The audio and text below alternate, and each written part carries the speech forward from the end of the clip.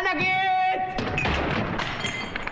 مش عارف اسمي اللي هيحصل النهارده ده تجربه ولا انتحار، لكن هنجربوه بردك ونشوفوه. اللي هتشوفوه النهارده في الفيديو ده حقيقي جدا جدا جدا، والسعر اللي هتسمعوه رغيف الكبده اللي هتكلم عنه النهارده هو ومقارنته بالتانيين مش طبيعي خالص، ولازم يدخل موسوعه جينيس في ارخص سندوتش كبده. تقدروا تقولوا لي بقى في الكومنتات قبل ما تشوفوا الفيديو ده حالا ارخص سندوتش كبده جبتوه كان بكام؟ يلا بينا نبدا الفيديو مع بعض ونشوفوا ارخص سندوتش كبده مقارنه مع سندوتش كبده مع محلات مشهوره في اسكندريه. هنشوف دلوقتي المقارنه بينهم هتبقى عامله ازاي. ده كبده فهمي وده كبده الحرش. ما عرفش اجيب من الفلاح لان زحمه جدا وصعب قوي ان انا اقدر اجيب منه دلوقتي. وده المفروض ان هو كبده عم فاروق، ارخص سندوتش كبده ممكن تجيبه. السعر اللي هقوله دلوقتي 3 جنيه للسندوتش، زي ما انت سمعت 3 جنيه فعلا. هنشوف دلوقتي 3 جنيه دول عاملين ايه. خلينا نبدا بواحد واحد فيهم ونشوفوا طعمهم. ده سندوتش الكبده بتاع الحرش. السندوتش ده سعره 10 جنيه، وهو حاطط ايه نص ليمونه كده عشان انا جايب سندوتشين، هو قرن فلفل صغير جدا. سعر السندوتش 10 جنيه، انا جايب اثنين فسعرهم 20 جنيه. ده شكل الساندوتش، بصوا جوه الحشو عامل ازاي. انا شايف ان هو قليل جدا لكن الاسعار غاليه، فخلينا نجرب ونشوف الطعم. يلا بينا، بسم الله. بص طعم الكبده حلو بس ناشف شويه، نسبه الملوحه فيه قليله شويه، وممكن يكون هو عاملها كده عشان خاطر لما تزود ليمون يبقى الطعم مظبوط. مع قرن الفلفل انا شايف ان الكميه قليله، لكن سعر ال 10 جنيه برده مش كتير. يلا نخش على السندوتش الثاني من محل كبده فهمي. انا جبت من عنده اسكندراني وواحد كبده. هو عاطيني سعر السندوتش الكبده عنده كام؟ 15 جنيه، وسعر السجق اسكندراني عامل 20 جنيه. معاك كيس المخلل الصغنن ده مع نص الليمون. هنشوفه دلوقتي. احنا عاملين تحدي بين الكبده، فهنشوف الكبده الاول. ده رغيف الكبده بتاعه، هو سعره 15 جنيه، بس زي ما انتم شايفين كده بصوا الرغيف قد ايه كبير ومليان حشو. الحشو بتاعه كتير، والفلفل اللي موجود فيه مش كتير. الريحه رائعه جدا بصراحه. عنده الطعم في ده عامل في العيش ده اللي هو الفرنساوي.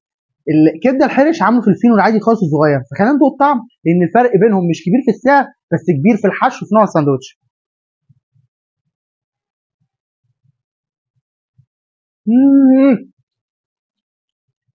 طعم الكبده حلو جدا وجوسي وطريه، الملح بتاعها مظبوط جدا، والعيش باين ان هو طازه. يعني بصوا العيش طازه، باين ان هو طازه.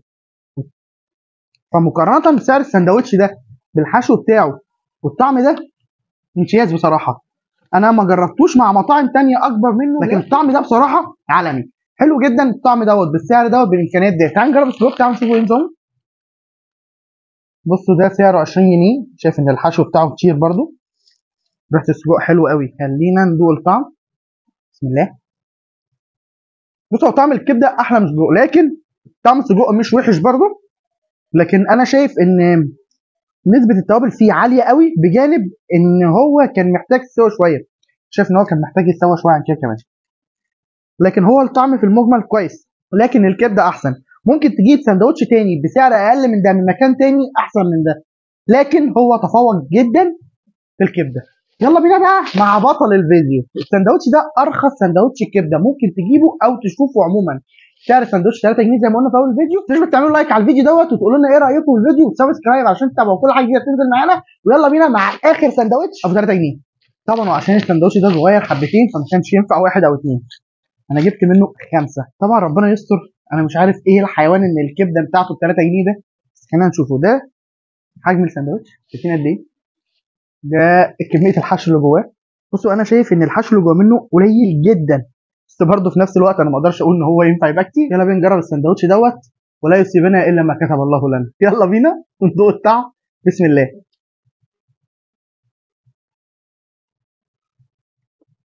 طب والله طعمه جامد، الطعم بتاعه حلو جدا. طبعا انا مش عايز اقول لكم ان يعني ايه رغيف كبده ب 3 جنيه. هو يعني سعر الزيت كام؟ سعر التوابل كام؟ سعر الفلفل اللي كان فيها كام؟ سعر الكبده كام؟ والعيش كام؟